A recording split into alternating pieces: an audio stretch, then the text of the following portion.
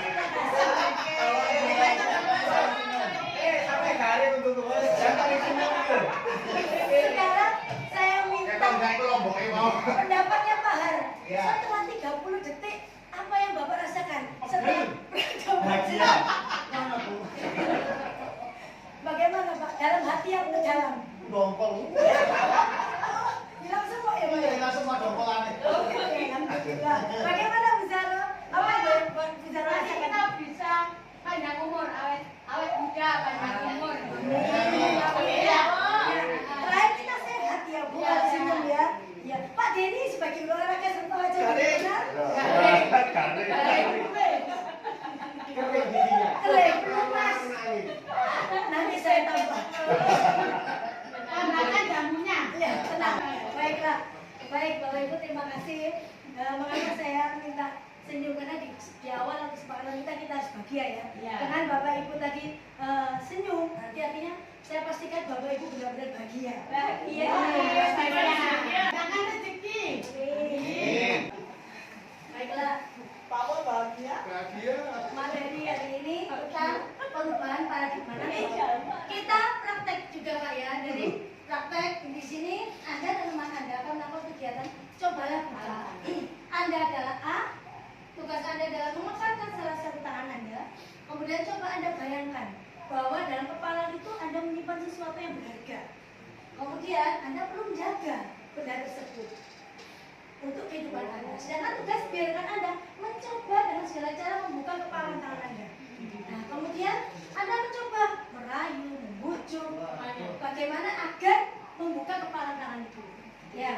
coba Bapak Ibu, Pak, saya mau coba pawon, Pak siapa? Pahar dengan Ayo, kepala. pahar yang pakai mengepal. Anggap pahar dalam kepala itu mengepal barang sangat berharga sekali. Provokasi. Teman-teman mencoba merayu apakah para berhasil.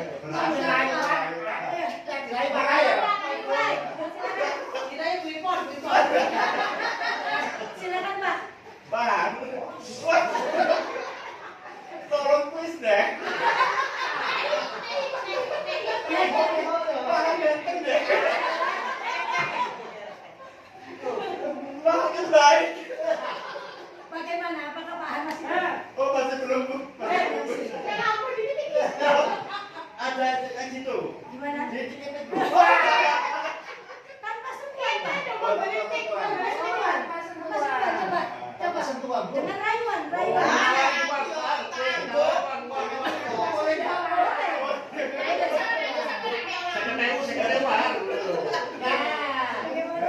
tangannya gini bisa nggak? Nggak bisa. Oh, ternyata Pak Rahman nggak bisa ya. Berhasil sekali sebaliknya. Pak Rahman yang bagian mengepal, Pak Har yang merayu Pak Rahman. Silakan. Harus tekan sini nggak bisa.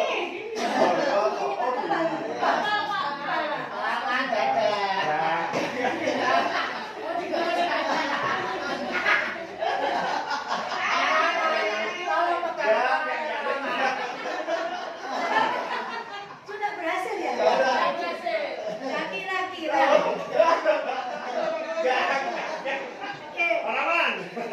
Gampang.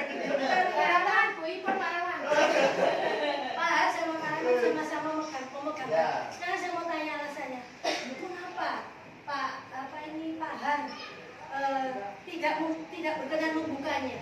Apa alasannya? Hati bu, Kenapa Pak? laki yang minta. Harus main sendiri Oh lagi. gitu ya. Alasan lain Pak. Apa lain?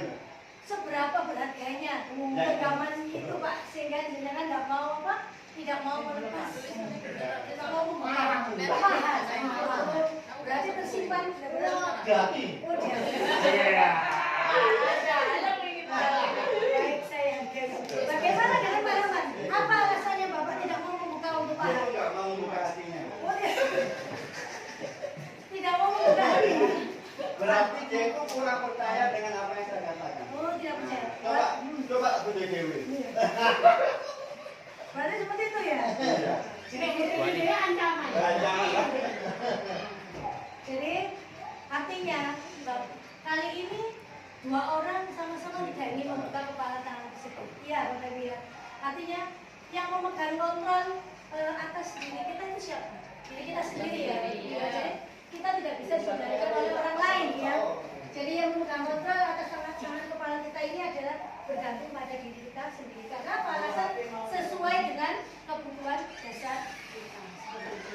Nah, di sini materi kali ini pembelajaran dengan paradigma baru. Artinya pembelajaran yang dilakukan dengan prinsip pembelajaran berdiferensiasi. Sehingga peserta didik akan belajar sesuai kebutuhan berdasarkan tahap perkembangannya. Tentunya Bapak Ibu sudah menerapkan ke kelas ya Bapak Ibu ya pembelajaran berdiferensiasi ya. Mohon maaf untuk Bu Novi, bisakah Bu Novi menceritakan praktek pembelajaran yang berdiferensiasi? Saya rasa saya lihat dari Bu Novi laksanakan pembelajaran berdiferensiasi. Bentuknya itu seperti apa Bu Novi? Sedikit saja Bu Novi. Berat jawaban ini. Berdiferensiasi apa saya coba tanamkan. Di mana anak yang sudah bisa hari ini saya coba anak-anak membuat rangka manusia itu dibentuk ada bagian kepala sendiri, badan sendiri, tangan sendiri ya. Saya berikan kebebasan bagi mereka sesuai dengan kelompoknya pastinya dengan keberatan membentuk tubuh dengan model gaya sendiri. Kalau sudah satu ke depan. Tampil gitu ya. Tampil menunjukkan karya. Siap. Setelah Bu Novi mempraktekkan itu refleksi Bu Novi terhadap pembelajaran melihat respon anak-anak bagaimana Bu Novi? Sangat senang sekali, sangat antusias dalam belajar alhamdulillah. Terus dalam waktu siasat waktu apakah mencukupi tidak membutuhkan waktu yang lama? Waktu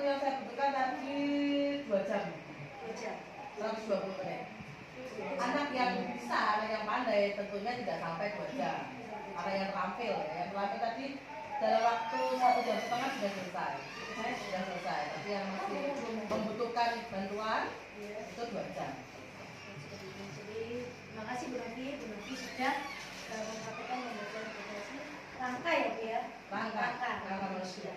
Bagaimana dengan Bu Ani? Saya lihat juga Bu Ani ini juga saya lihat luar biasa. Bu Ani pembelajaran berdiferensiasi yang Bu Ani terapkan di kelas. Mohon maaf disampaikan. Pembelajaran yang saya terapkan. Iya. Berdiferensiasi. Cahaya. Ya cahaya. Dengan anak mempraktikkan langsung Iya. sifat-sifat cahaya secara berkelompok, kemudian anak mempraktikkan dan mempresentasikan hasilnya. Gitu. Jadi anak bisa menemukan bagaimana sifat-sifat cahaya yang Ya. bisa menemukan ya Bu ya. Melalui kegiatan presentasi. Jadi itu praktik langsung ya Bu ya. Ya. Jadi anak itu di depan suruh menunjukkan sifat apa yang kita bisa kita temukan dari sifat-sifat dari praktik itu ya Bu ya. Ya, terima kasih. Baiklah dari penyampaian Bu Novi sama Bu Ani. Semoga kita semua juga bisa, pastinya kita semua sudah mempraktikkan ya Bapak Ibu ya. Ya. Pembelajaran komunikasi. Ya memang kita membutuhkan media, membutuhkan sebelumnya persiapan sehingga supaya kita bisa mempraktikkannya. Baiklah, semuanya itu juga untuk mewujudkan profil pelajar Pancasila. Tentang teori kontrol, miskonsepsi seperti yang tadi kepala tangan. Jadi yang memegang kendali atas diri kita, kontrol itu kita sendiri. Di sini miskonsepsi tentang teori kontrol yang pertama, ilusi guru mengontrol murid. Ilusi itu bayangan mimpi ya, guru mengontrol murid. Yang kedua, ilusi bahwa penguatan positif itu efektif dan manfaat. Yang ketiga, ilusi bahwa kritik dan membuat rasa bersalah itu mampu menguatkan karakter. Yang terakhir, ilusi bahwa orang dewasa berhak memaksa. Itu yang ilusi guru mengontrol murid. Yang pertama, pada dasarnya kita tidak dapat memaksa murid untuk berbuat sesuatu jikalau murid tersebut memilih untuk tidak melakukannya. Walaupun namanya guru sedang mengontrol murid, hal demikian terjadi karena murid sedang mengizinkan dirinya dikontrol. Saat itu bentuk kontrol guru menjadi kebutuhan dasar yang dipilih murid tersebut. Teori kontrol menyatakan bahwa semua perilaku mempunyai tujuan, bahkan terhadap perilaku yang tidak disukai. Ini terjadi Bapak kita pilih pada siswa saya kelas 1. Anak itu tidak fokus terhadap pembelajaran, walaupun saya memaksa ayo duduk, tetapi dia tidak berkenan, dia mempunyai tujuan. Karena apa saya nggak mau diatur seperti itu. Jadi saya biarkan, saya ikuti apa kemauannya apa, tapi akan lama-lama dia akan duduk dengan sendirinya mau mengikuti kita tanpa sebuah paksaan seperti itu. Ilusi bahwa konsepsi yang berikutnya, ilusi bahwa kritik dan membuat orang merasa bersalah dapat menguatkan karakter. Di sini menggunakan kritik dan rasa bersalah untuk mengontrol murid menuju pada identitas gagal. Mereka belajar merasa buruk tentang diri mereka. Mereka mengembangkan dialog diri yang negatif. Kadang-kadang sulit bagi kita seorang guru untuk mengidentifikasi bahwa mereka sedang melakukan perilaku ini. Karena seringkali guru cukup menggunakan suara halus untuk menyampaikan pesan mereka. Jadi kita seperti bermain peran ya Bapak Ibu, menggunakan suara halus untuk menyampaikan pesan mereka. Bu Ivon, boleh saya minta sarannya? Bagaimana Bu Ivon mempraktekkan ketika Bu Ivon menggunakan suara halus untuk menyampaikan pesan negatif itu bentuk gimana yang pernah Bu Ivon lakukan? Contohnya. Saya menggunakan itu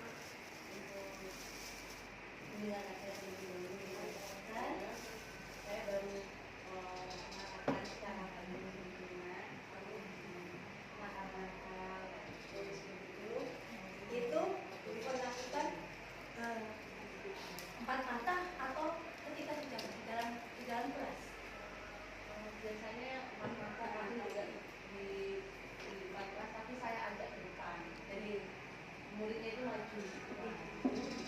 Jadi ya, agak face to face. Jadi ketika Bu Ivon mengajarnya, respon anak tersebut bagaimana Bu Ivon? Mau menerima? Ada yang mau menerima, ada yang cengengesan juga. Sebenarnya seperti itu ya Bu ya. Oke, terima kasih. Nah, baiklah, terima kasih Bu Ivon. Itu tadi salah satu contoh bentuk perilaku menggunakan suara halus untuk menyampaikan pesan negatif yang sudah dilakukan Bu Ivon. Terima kasih. Semua penguatan itu positif, efektif dan bermanfaat. Nah, di situ penguatan positif itu ada penguatan positif atau bujukan adalah bentuk-bentuk kontrol. Sebelum ke sini boleh ngode kali.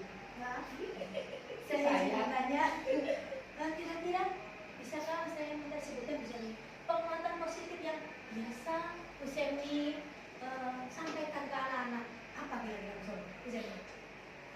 Supaya dia Mau lebih ya lebih semangat ya. Oke, jadi yang pertama ketika saya menunjukkan untuk anak semangat itu, yang pastinya saya ajak untuk tepuk kayu. Oke, ya saya tepuk. Siswa di kelas 1 juga saya ajak untuk bermain. Kemudian bermain, setelah itu baru kita masuk ke kegiatan pembelajaran. Jadi harus kita langsung dulu. Iya, Begitu ya. Jadi tidak harus dengan kata-kata, kita dengan melakukan ya bisa ya. Apalagi kelas 1 ya bisa ya.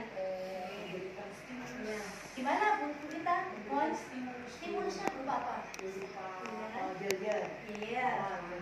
Setelah itu jadi semangat kelas, kemudian kita ajak untuk bernyanyi bersama-sama yang musikal sama teman-teman supaya berbelajar awal pembelajaran. Oke, siap.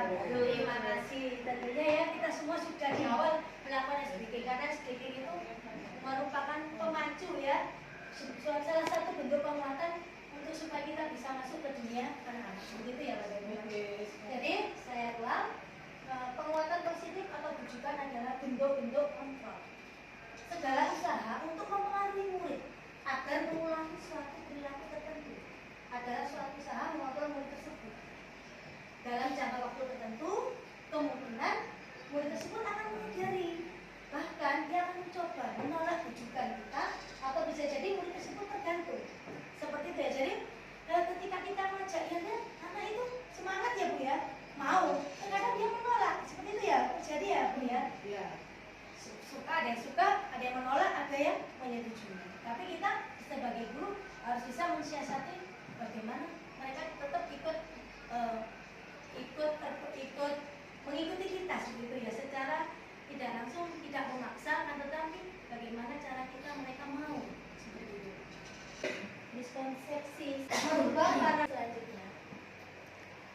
Ilusi bahwa orang dewasa memiliki hak untuk memaksa. Jadi banyak orang dewasa yang percaya bahwa mereka memiliki tanggung jawab untuk membuat murid-murid berbuat hal-hal tertentu.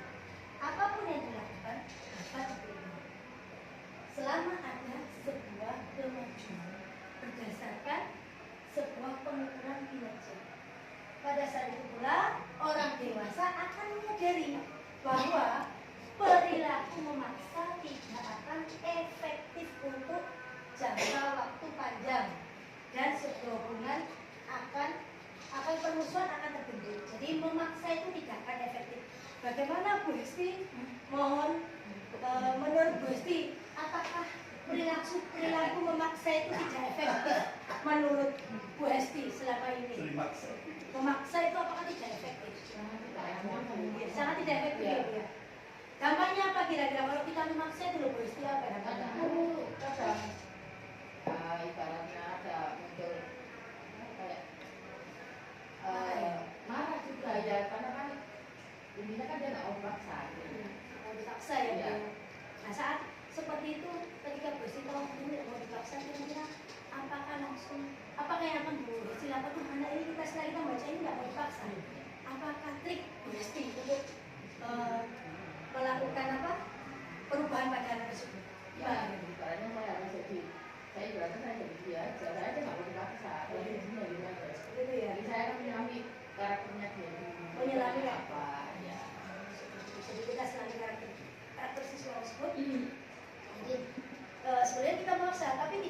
saya ya mengirim. Terima kasih Osis. Menstimulus respon ke pendekatan teori kontrol. Siapakah sesungguhnya yang memiliki kontrol? Untuk stimulus respon yang pertama, kita mencoba mengubah orang agar berpandangan sama dengan kita. Nah, tetapi dari kontrol, kita berusaha memahami pandangan orang lain tentang dunia ini. Yang kedua, perilaku buruk dilihat sebagai suatu kesalahan. Tapi dalam teori kontrol, semua perilaku memiliki tujuan. Jadi ketika perilaku siswa kita dia tidak mengerjakan PR, dia bolos, dia punya tujuan, punya alasan mengapa dia tidak melakukan seperti itu. Berikutnya yang ketiga, orang lain bisa mengontrol saya, tapi hanya Anda yang bisa mengontrol diri Anda. Seperti saat kita membuka kepala tangan tadi, Bu. Teman yang lain, Bapak Ibu, berusaha membujuk mereka kita untuk membuka kepala tersebut. Tapi kita punya pendirian ini, kita tidak bisa membukanya. Kita punya sesuatu yang sangat berharga yang tidak bisa dipaksa oleh siapapun. Seperti itu ya, Bapak Ibu. Kemudian berikutnya, pemaksaan ada pada saat bujukan gagal. Pada teori kontrol, kolaborasi dan konsensus menciptakan pilihan-pilihan baru. Terakhir, dalam stimulus respon, model berpikirnya menang atau kalah. Tapi dalam teori kontrol, model berpikir kita menang, dan menang. Seperti itu. Jadi, ke disiplin positif. Bizarro, mohon bantuannya menurut Bizarro. Disiplin itu apa, Bizarro? Menurut Bizarro sendiri, disiplin itu apa? Kalau menurut saya, disiplin itu satu, tepat waktu. Dua, mengikuti aturan. Dan ketiga, kita berusaha untuk tidak melakukan kesalahan. Tidak melakukan kesalahan ya, Bizarro? Oke. Terus yang keempat itu kita memanage diri kita supaya kita ini menjadi orang yang di depan orang-orang itu tidak tidak melakukan misalnya semua teman-teman seragam, kita sendiri yang tidak seragam itu kita berusaha untuk mengikuti Ya, semacam aturan ya. Tetap aturan ya, Bu. Jadi saya garis-bawahi Bizarro di sini itu aturan ya, Bizarro ya. Berusaha menaati sebuah aturan. Bagaimana dengan pendapat Pak Rahman? Menurut Pak Rahman disiplin itu apa, Pak Rahman? Disiplin itu ya Iya. sama seperti tadi, intinya itu mengikuti aturan-aturan yang berlaku di dalam. Kalau disiplin sekolah ya berarti menggunakan seragam, celana waktu tidak terlambat, mengikuti protokol kesehatan. Kalau mungkin disiplin di tempat yang lain, ya mungkin aturannya berbeda, tapi tidak jauh beda dengan apa-apa yang ada di sekolah. Berarti sepakat sama seperti pendapatnya Bizarro ya, Pak Rahman. Terima kasih. Kita ke disiplin positif. Jadi Pak Rahman, siapa Bizarro sudah menyampaikan apa itu disiplin. Dalam budaya kita, makna kata disiplin telah berubah menjadi sesuatu yang dilakukan seseorang pada orang lain untuk mendapatkan kepatuhan. Kita cenderung menghubungkan kata disiplin dengan ketidaknyamanan. Jadi disiplin itu identik tidak nyaman. Disiplin positif merupakan cara menerapkan disiplin yang bertujuan untuk menumbuhkan kesadaran serta memberdayakan peserta didik tanpa imbalan, ancaman atau hukuman. Sebagai pendidik, tujuan kita adalah menuntut murid untuk memiliki disiplin diri, sehingga mereka bisa berperilaku yang mengacu pada nilai-nilai kebajikan universal, nilai kebajikan universal, dan memiliki motivasi intrinsik motivasi dalam diri dalam perubahan ke arah yang lebih baik. Disiplin positif, contoh disiplin positif yang tentunya kita semua sudah butuhkan. Yang pertama keterlambatan ya. Disiplin positif di gambar yang pertama, kita di sekolah kita ketika ada siswa yang terlambat, anak-anak menulis di buku keterlambatan. Itu yang pertama. Yang kedua, kita melakukan kegiatan bercocok tanam menanam ya. Ketiga, kita bergotong royong kerja bakti membersihkan lingkungan sekitar. Berikutnya budaya antri, kemudian 3S yang kita lakukan setiap pagi. Kira-kira mungkin Bapak Ibu bisa memberikan tambahan contoh disiplin positif yang sudah Bapak Ibu terapkan di sekolah kita atau di kelas kita. Mohon maaf Bu Endar, kira-kira disiplin positif yang sudah Bu Endar terapkan di kelas apa Bu Endar? Ya, Bu Endar.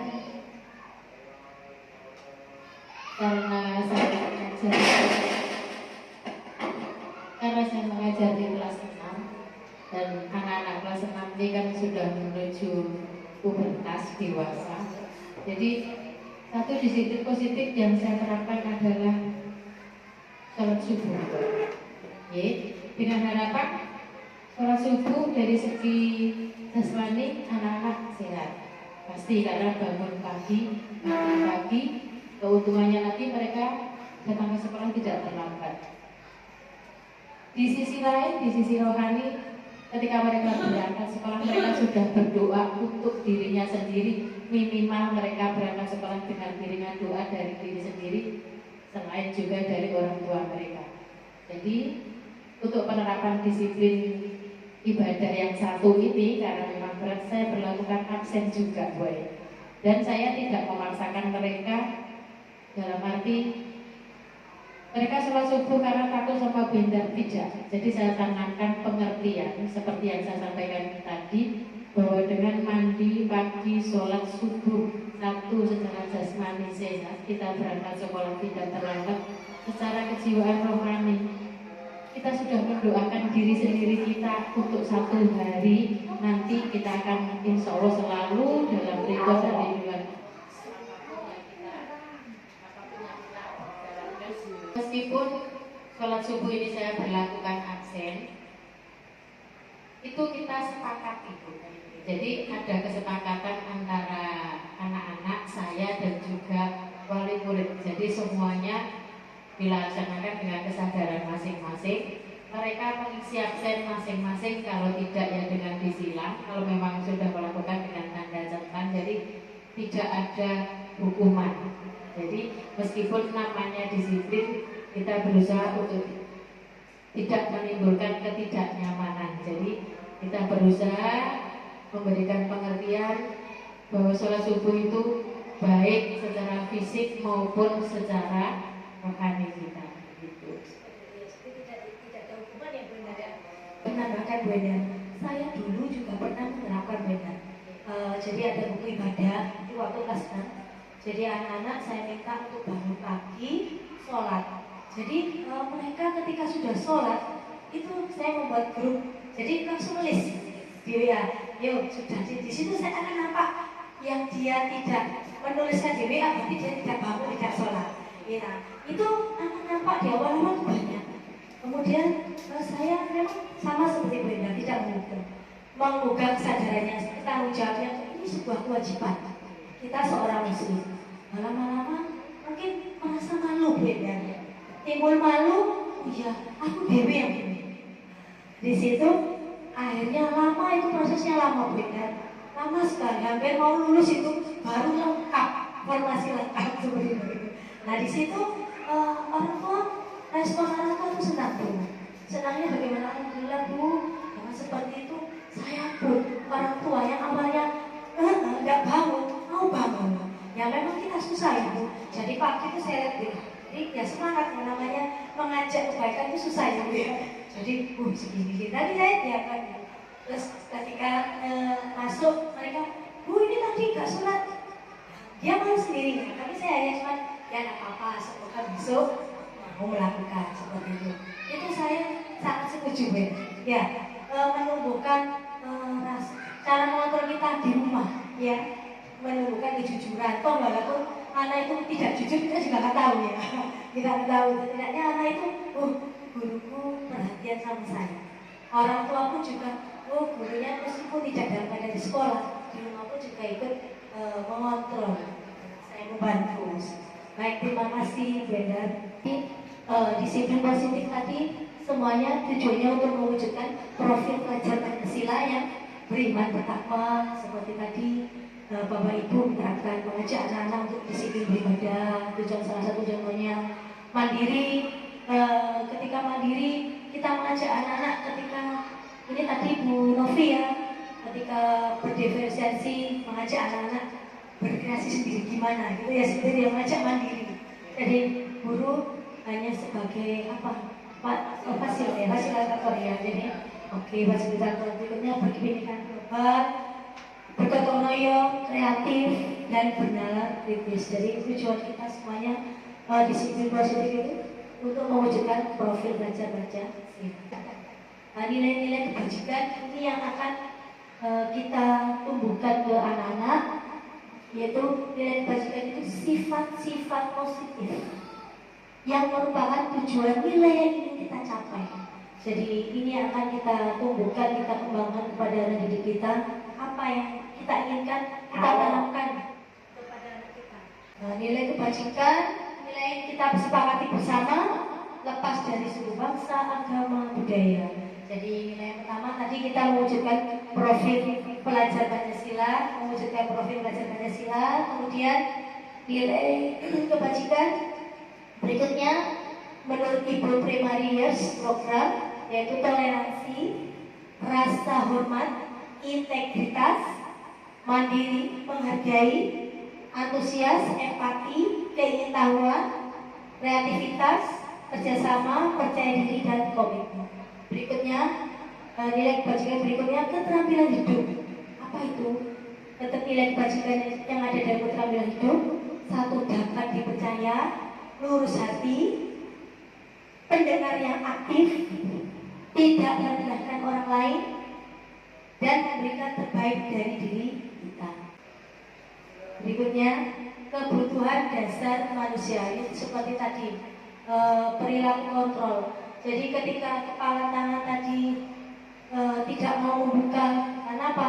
Kita yang memiliki kontrol pada diri kita, karena ada sebuah kebutuhan yang harus kita pegang erat seperti itu ya. Jadi kebutuhan dasar manusia. Ketika seorang murid melakukan suatu perbuatan yang bertentangan dengan nilai kebajikan atau melanggar, sebenarnya dikarenakan mereka gagal memenuhi kebutuhan dasar. Jadi pelanggaran, ketidakdisiplinan itu karena identitas gagal dari diri mereka yang tidak terpenuhi. Ada kebutuhan dasar yang tidak terpenuhi. Apa itu kebutuhan dasar? Adalah segala sesuatu yang kita lakukan. Kebutuhan dasar adalah segala sesuatu yang kita lakukan untuk mendapatkan apa yang kita inginkan. Sama seperti siswa kita tadi, mereka melakukan perilaku salah karena dia punya tujuan tertentu, karena kebutuhannya itu tidak terpenuhi. Itu tadi dari seluruh tindakan yang kita lakukan memiliki tujuan tertentu, benar ya. Jadi siswa kita melakukan ketidakdisiplinan, dia memiliki tujuan, dan semua usaha terbaik yang kita lakukan adalah dalam rangka agar kebutuhan dasar kita terpenuhi dengan baik. Ini Bapak Ibu, 5 kebutuhan dasar manusia. Yang pertama, bertahan hidup. Apa itu kebutuhannya, termasuk kebutuhan bertahan hidup? Yang pertama, makanan, pakaian, tempat tinggal, keamanan dan kesehatan. Kebutuhan dasar manusia berikutnya kasih sayang dan rasa diterima. Rasa diterima, contohnya rasa diterima, dipedulikan, berbagi, kerjasama menjadi bagian dalam kelompok ini yang biasanya nampak pada siswa kita ya. Mungkin kebutuhan dasar akan kasih sayang dan rasa diterima mungkin yang dibutuhkan siswa kita. Berikutnya penguasaan harga diri, keinginan untuk dianggap, memimpin, berprestasi, diakui dan didengar. Berikutnya kebutuhan berikutnya kebebasan. Contohnya mandiri, memiliki pilihan, mencoba hal baru, mampu mengendalikan arah dirinya. Dasar berikutnya kesenangan. Jadi apa itu? Bermain. Jadi anak-anak butuh bermain, humor, ya, antusiasme dan tertawa. 5 kebutuhan dasar manusia ini yang harus kita punya tadi 5 kebutuhan dasar manusia. Berikutnya 3 motivasi perilaku manusia. Paham? Mohon sarannya. Menurut Paham, motivasi itu apa Paham? Motivasi itu apa? Menurut Paham. Motivasi yaitu menurut kami sesuatu yang bisa membuat kita lebih giat untuk mencapai sesuatu. Ada lagi, Pak? Dan cukup. Untuk menurut Bivon, motivasi itu apa? Singkat aja Bivon. Saya motivasi satu yang bisa menyemangati orang. Baik, Bivon. Bivon sudah baik untuk Bu Zahro. Silakan Zahro. Motivasi. Oke, terima kasih.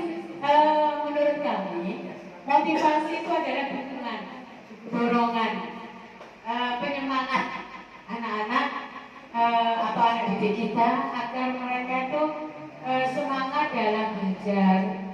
Kalau anak itu semangat, insya Allah kita mengajar itu mudah diterima oleh anak-anak. Kalau kita mengasih dukungan, motivasi, dukungan, dorongan kepada anak-anak itu nanti bisa membawa anak-anak itu sampai ke dewasa. Kalau kita selalu memberikan dukungan atau penyemangat untuk anak-anak itu, bagi saya itu begitu. Terima kasih. Terima kasih Zahro, Bu Bivon, Paham. Itu tadi pengertian tentang motivasi. Sekarang saya mau tanya Pak Fajar. Pak Fajar, bentuk motivasi apa yang sudah Pak Fajar berikan pada siswa Pak Fajar? Monggo Pak Fajar.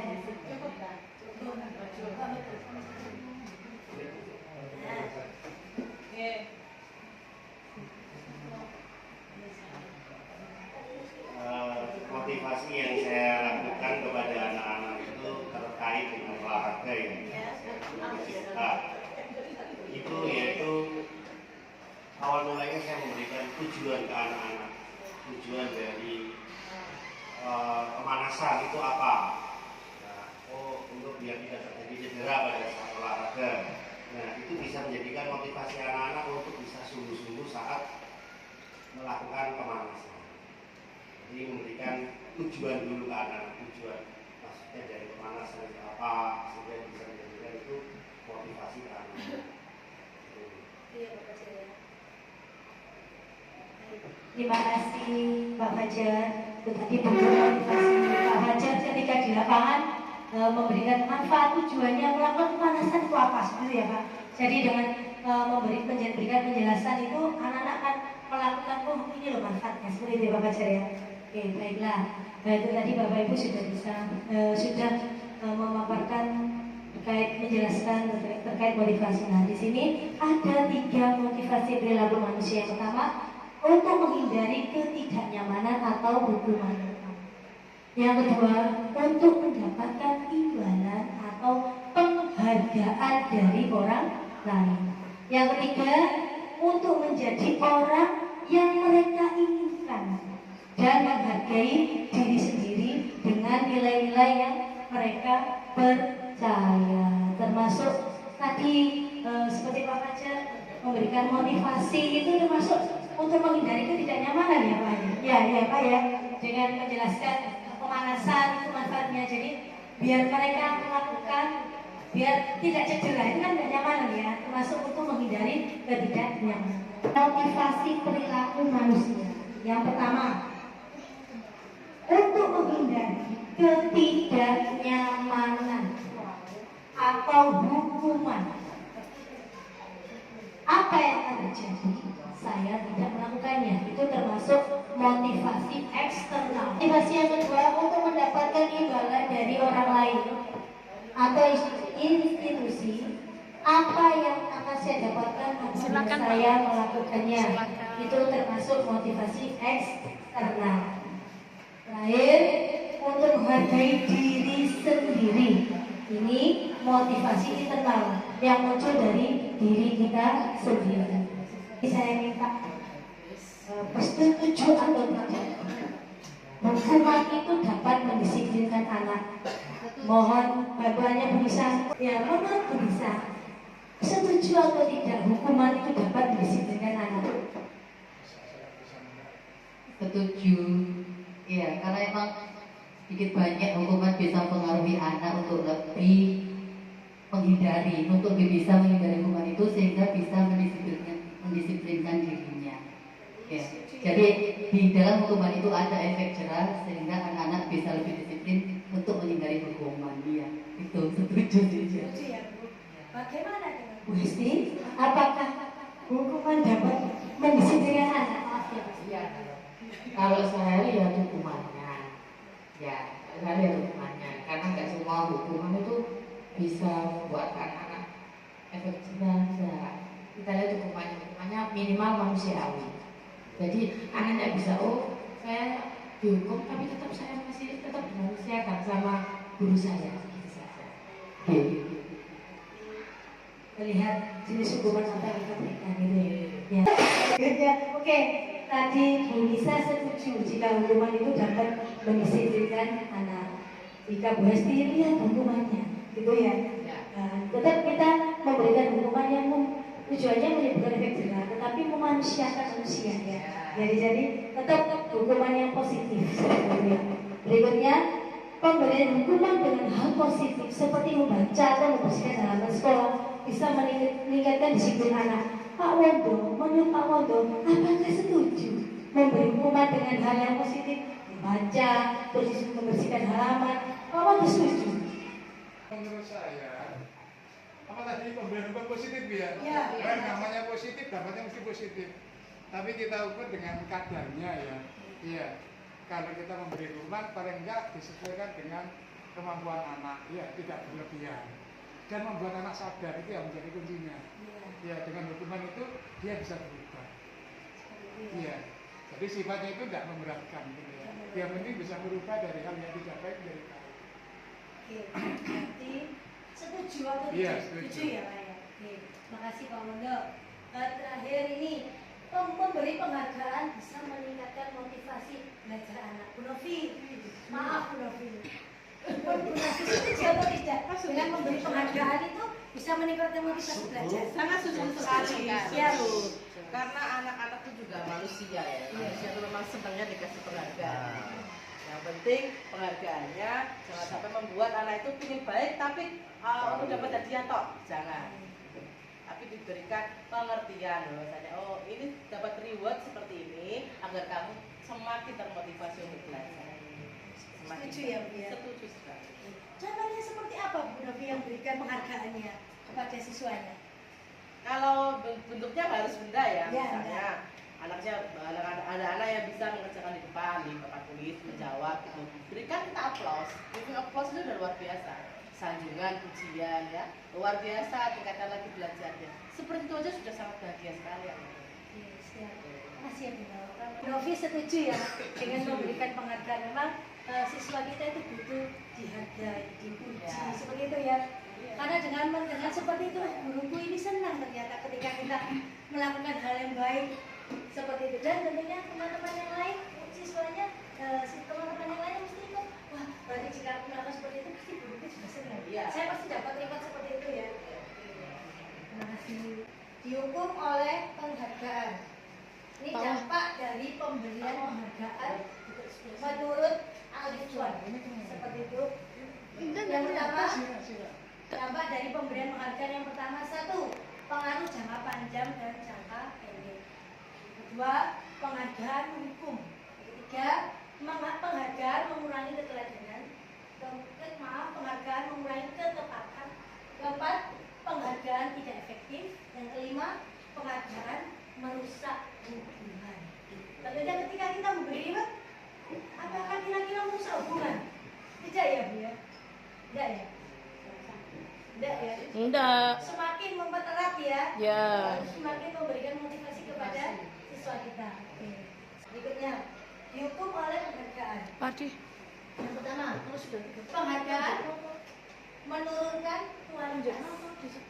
Penghargaan mematikan kreativitas. Penghargaan mengurangi motivasi intrinsik. Dibagikan diantaranya 6 profil terdapat dalam profil kajian Pancasila. Di sini bentuk program pembajikan itu yang bagaimana? Dalam memberikan apresiasi pengakuan perlu dilihat yang pertama, beri pengakuan secara khusus. Kedua, beri pengakuan secara pribadi. Ketiga, beri pengakuan kepada semua murid, tidak 1-2 orang, semua. Keempat, beri pengakuan secara konsisten. Kelima, fokus pada proses. Kira-kira tentunya Bapak Ibu melakukan ya Bapak Ibu ya, semuanya terhadap semua siswa kita. Contoh pengakuan atau apresiasi kebajikan yang pertama, pembuka. Kemarin saya perhatikan, sini nilai kebajikannya rasa empatimu besar sekali. Situasinya pada saat menolong murid baru di kelas. Pembuka berikutnya, saya menghargai. Nilai kebajikannya dari saya menghargai kepedulian. Situasinya, pada saat kamu membantu teman-temanmu di tugas kelompok. Jadi ketika kita mengajak anak diskusi kelompok itu juga menanamkan nilai kebajikan kepedulian, ya, bersama-sama saling menghargai juga. Berikutnya pembuka yang ketiga, terima kasih untuk nilai kebajikannya rasa tanggung jawab. Situasinya pada saat kamu memungut kertas yang berserakan, jadi kamu itu menunjukkan rasa tanggung jawab. Sebentar, kira-kira mencatat 100 kali dalam buku kalimat saya tidak akan lambat lagi karena terlambat sekolah itu hukuman atau konsekuensi. Yang kedua, lari mengelilingi lapangan basket itu termasuk hukuman atau konsekuensi. Monggo dicermati dulu beberapa pertanyaan di atas, kira-kira termasuk hukuman atau konsekuensi dari tabel di atas.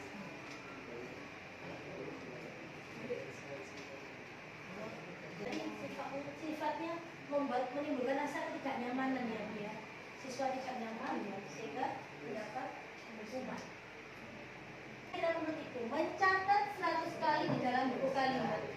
Saya tidak akan terlambat lagi karena terlambat sekolah. Apakah ini bentuk hukuman? Ya, setuju. Menimbulkan rasa tidak nyaman ya Bu ya. Berikutnya, lari mengelilingi lapangan basket 2 kali karena terlambat tadi di sekolah, termasuk dia hukumannya. Berikutnya, murid diminta push up karena tidak menggunakan masker di sekolah. Gimana Pak Fajar? Setuju itu hukuman? Oke. Berikutnya, menggantikan kertas tugas teman yang telah dicoret-coret. Yang melakukan tadi ya.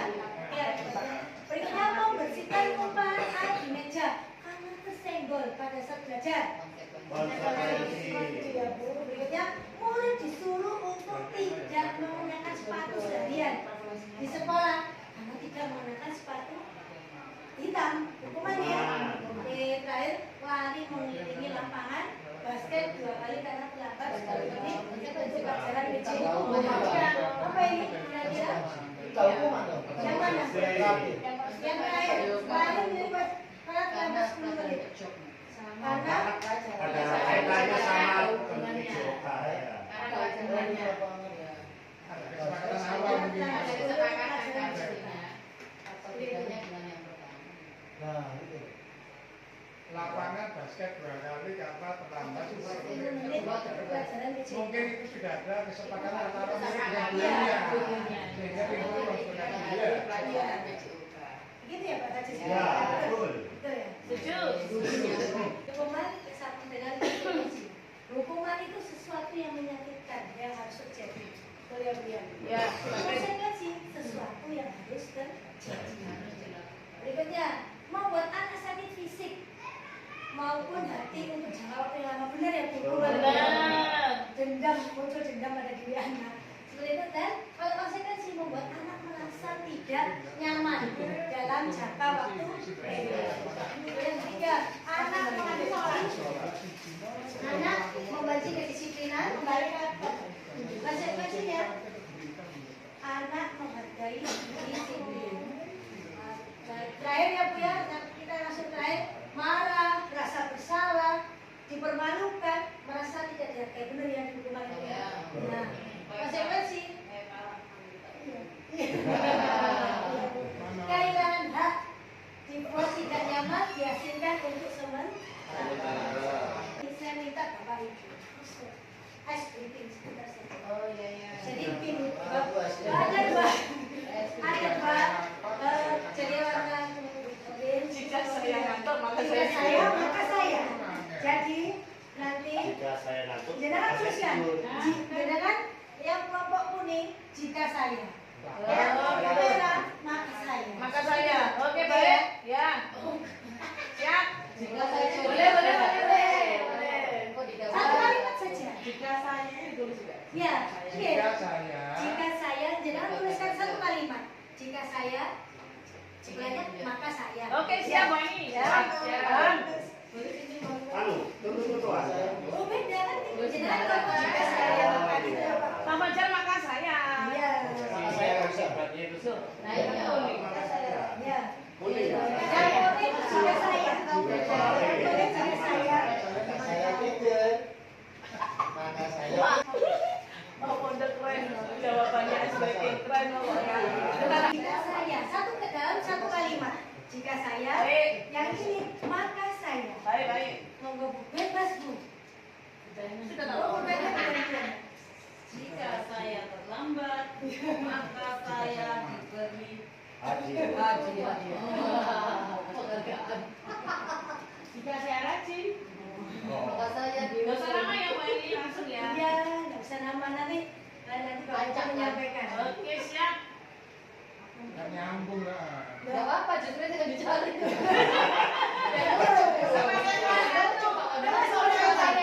Iya Mbak. Gini dah, ya Pak.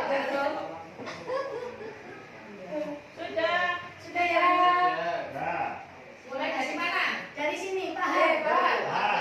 jika saya. Jika saya. Jika saya ini. Ya. Jika saya apa? Jika saya ketiduran.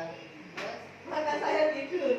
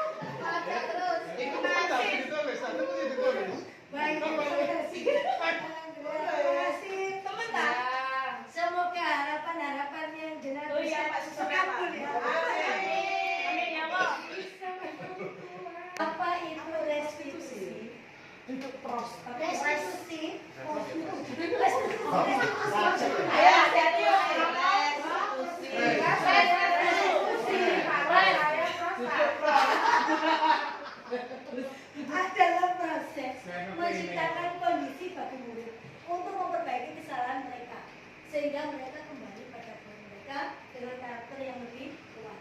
Restitusi ini juga merupakan proses kolaboratif yang mengajarkan murid untuk mencari solusi untuk masalah mereka dan membantu murid berpikir tentang orang seperti apa yang mereka ingin menjadi dan bagaimana mereka harus memperlakukan ini tadi hukuman, konsekuensi, dan restitusi. Hukuman itu tidak terencana atau tiba-tiba. Berikutnya, hukuman itu murid tidak tahu apa yang akan terjadi atau tidak dilibatkan. Berikutnya, hukuman itu bersifat satu arah, berupa hukuman fisik atau psikis. Berikutnya, konsekuensi terencana atau disepakati sesuai peraturan. Berikutnya, murid tetap dibuat tidak nyaman. Konsekuensi. Yang ketiga, sikap guru selalu memonitor. Untuk restitusi, proses menciptakan kondisi bagi murid untuk memperbaiki kesalahan. Akhir, proses kolaboratif yang mengajarkan murid untuk mencari tabel identitas gagal, hukuman, identitas suksesnya berupa konsekuensi dan restitusi. Saya ambil dengan menyimak ya kita. Yang pertama, hukuman sesuatu yang menyakitkan dan harus terjadi. Kalau konsekuensi harus terjadi. Restitusi merupakan sebuah hukuman tidak nyaman untuk murid. Tetapi untuk konsekuensi, untuk hukuman jangka panjang, konsekuensi jangka pendek, dan restitusi menguatkan murid atau anak dalam waktu jangka panjang. Berikutnya, dalam hukuman korban itu mendapatkan keadilan, ya karena dia dihukum adil ya Bu ya. Berikutnya, korban bisa diabaikan konsekuensinya. Untuk restitusi, korban mendapatkan ganti. Yang keempat, murid, hukuman itu murid atau anak tersakiti, konsekuensi murid atau anak dibuat tidak nyaman. Dan untuk restitusi, anak mendapatkan penguatan. Ciri-ciri restitusi, salah satunya ini bukan untuk menebus kesalahan, namun untuk belajar dari kesalahan. 2, memperbaiki hubungan. 3, tawaran bukan paksaan. 4, restitusi, menuntut untuk melihat ke dalam diri. 5, restitusi mencari kebutuhan dasar yang mendasari tindakan. 6, restitusi diri adalah cara yang paling baik. 7, restitusi fokus pada karakter, bukan tindakan. 8, restitusi fokus pada solusi. Restitusi mengembalikan murid yang berbuat salah pada kelompoknya. Posisi kontrol guru. Yang pertama sebagai penghukum, kedua pembuat merasa bersalah, ketiga sebagai teman, keempat sebagai pemantau, yang kelima sebagai manajer. Ini posisi kontrol guru ada di mana? Nah di sini posisi kontrol menurut Diana Gozer. Kontrol guru sebagai penghukum itu yang bagaimana? Nada suaranya tinggi. Kemudian murid mungkin marah, dendam, bersifat agresif. Dampaknya dengan kita bersuara tinggi ya Bu ya, dan menyalahkan orang lain. Guru sebagai pembuat rasa bersalah. Posisi kontrol guru sebagai pembuat rasa bersalah. Yang pertama, nada suara guru memelas, halus dan lembut. Murid akan merasa bersalah. Dengan suara kita rendahkan, murid akan merasa bersalah. Murid akan merasa gagal dan tidak sanggup membahagiakan orang lain.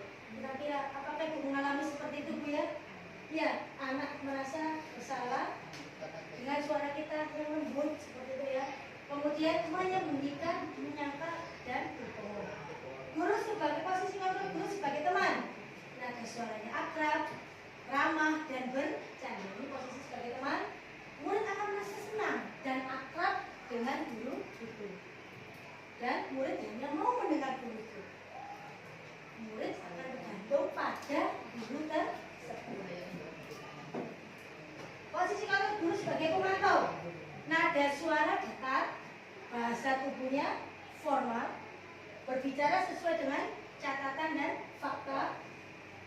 Terakhir, memberi konsekuensi, menyesuaikan. Terakhir, guru sebagai manajer. Nah, ini yang pertama, suaranya halus, bahasa tubuhnya tidak kaku, mendekat ke murid. Guru membantu siswa untuk bertanggung jawab, mencari solusi atas masalah, dan menguatkan watak atau karakter. Ini posisi kontrol penghukum dan pembuat merasa bersalah ini. Menurut Diana Gosling, untuk kontrol positif sebagai teman dan pemantau, untuk kontrol diri sebagai contoh penerapan 5 posisi kontrol guru. Yang pertama, siswa tidak memakai atribut lengkap saat upacara bendera. Guru sebagai penghukum, kontrol penghukum, hormat bendera selama 1 jam. Ini guru, kontrol guru sebagai penghukum. Kontrol guru sebagai pembuat rasa bersalah yang bagaimana? Berapa kali ibu atau bapak harus memberitahu kamu selalu mengecewakan bapak. Ini sebagai pembuat rasa bersalah. Berikutnya, masih tetap sebagai teman, ayo dong ikuti kesepakatan sekolah kita.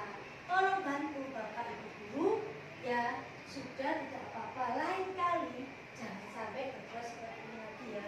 Ini kita posisi kontrol sebagai kalau sebagai pemantau, kamu sudah melanggar kesepakatan sekolah, kamu tahu konsekuensinya. Setelah upacara, kamu beli atributnya di koperasi, ya Pak Wondo ya. Sebagai manajer, apakah kamu tahu kesalahan ya? Berpikir langsung, kira-kira bagaimana kamu memperbaikinya? Jadi kira-kira Bapak Ibu guru yang mana ya? Yang kira-kira condongnya yang mana menangkap? Yang ini ya. Kontrol diri ya Pak ya. Saya masih di taraf sebagai teman. Ya, sebagai teman. Oke, boleh ya Bu. Asalkan kita yang positif ya, bukan yang negatif ya. Kontrol apakah aku? Saya kecewa sekali dengan kamu. Kira-kira ini sebagai apa? Merasa bersalah. Berikutnya, posisi kontrol apakah aku? Kamu tidak pernah benar melakukan penghukum. Terima kasih. Berikutnya, apa rencanamu? Manajer. Bisa masalah ini. Manajer. Oke, sebagai manajer. Berikutnya, ayolah lakukan. Oke. Kamu tidak pernah mendapatkan nilai jika tidak mengerjakan tugas. Sip. Jos. Sekarang keyakinan kelas. Mengapa keyakinan kelas bukan peraturan kelas? Kira-kira ada yang tahu mengapa? Bukan dosen nih, mengapa keyakinan kelas kok bukan peraturan kelas? Oke, baik Bu Eni. Kenapa harus keyakinan kelas? Ya karena keyakinan kelas itu dari diri siswa sendiri. Guru dengan siswa membuat kesepakatan, Ya. membuat keyakinan bersama. Komitmen. Ya, setelah kita membuat keyakinan bersama, karena dari siswa, jadinya ketika kita menerapkan keyakinan kelas dia tidak terpaksa. Gitu. Jadi dari dirinya sendiri. Kalau peraturan kelas itu kan dari luar, motivasinya dari luar. Ya, jadi lebih baik kita menggunakan yang keyakinan kelas. Oke, begini. Tentunya di dalam keyakinan kelas yang kita sepakati itu ada nilai-nilai yang kita harapkan ya bisa ya. Iya. Kebanyakan yang kita keyakinan kelas atau sekolah yaitu pernyataan-pernyataan universal yang mudah diingat dan dipahami dan harus diterapkan di contoh keyakinan kelas dari kelas 1D dan kelas 1C. Meyakini untuk yang pertama hadir tepat waktu, menjaga kebersihan, meminta izin ketika keluar dari kelas, mendengarkan penjelasan guru, kemudian saling membantu dan berbagi, menghormati guru dan menyayangi teman. Untuk keyakinan kelas 1C, kita saling menghormati dan menghargai.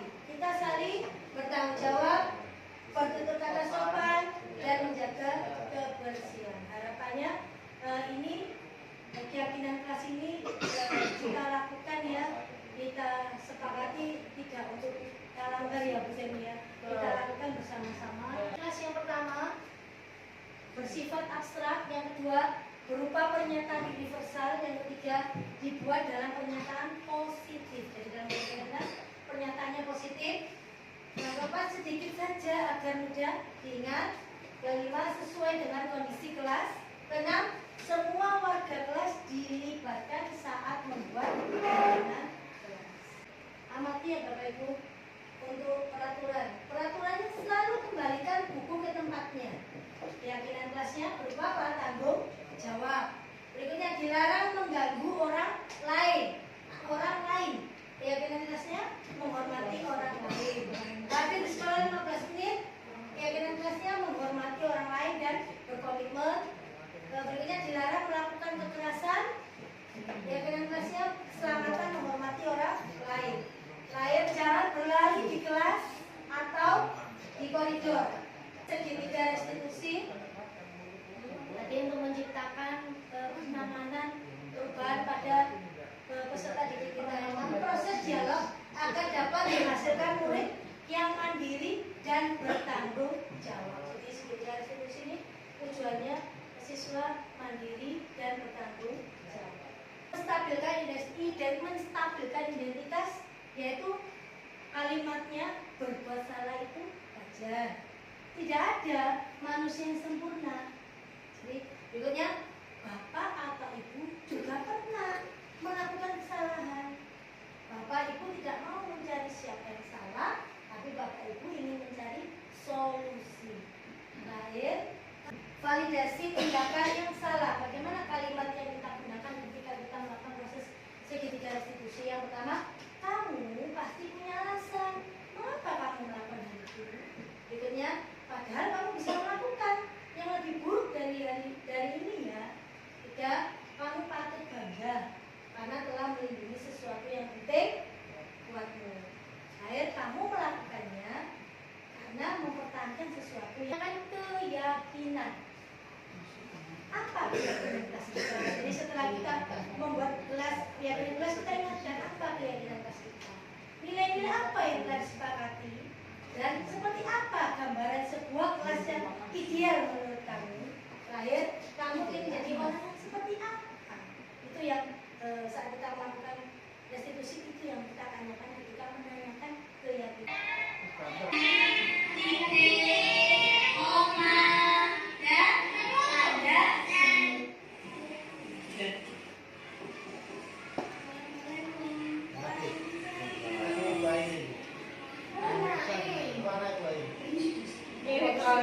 Hari ini jernih teman-teman 30 menit lebih lama dari kemarin.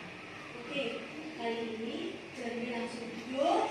Nanti ketika jam istirahat jernih menurut kali ya. Oke, sekarang duduk. Baju pagi. Salamannya kalau gitu lagi. Salaman dari jabat.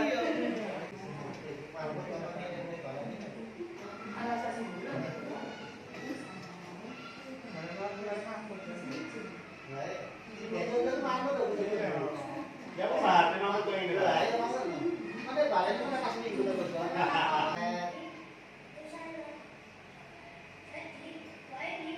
Ya, tidak ada baik. Oke.